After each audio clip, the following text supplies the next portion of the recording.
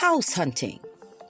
We walk around in a house, seemingly unaware that it is not our permanent residence.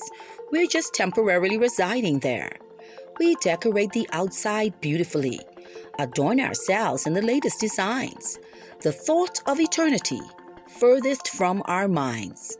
Looking great, we're desired by man in our houses built on foundations of sand, guaranteed to crumble as life's tempests sweep us away, partying, marrying, living solely for today.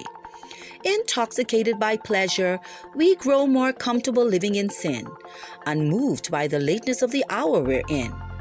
Busily storing up treasure moth corrupt and thieves steal, having convinced ourselves that hell isn't real.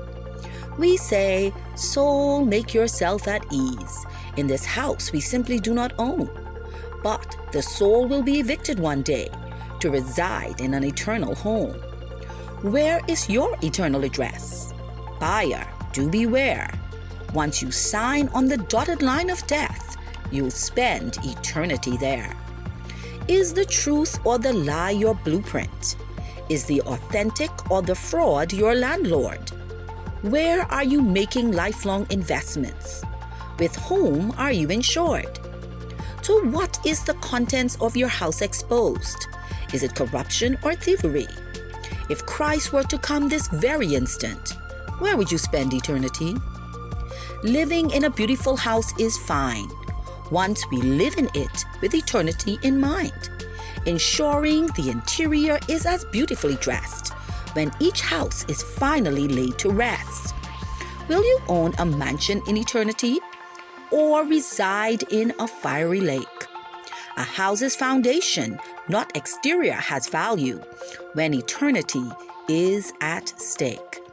Psalms 127 verse 1. Except the Lord build a house, they labor in vain that built it. Except the Lord keep the city, the watchman waketh but in vain.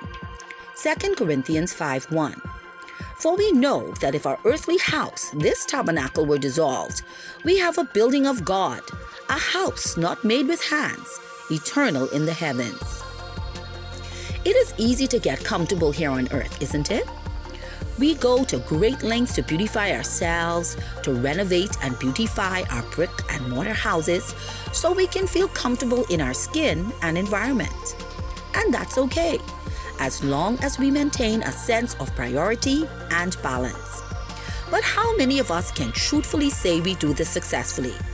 Usually, it is our church attendance and participation, our devotional and prayer life, or our health and family time that is sacrificed during this quest.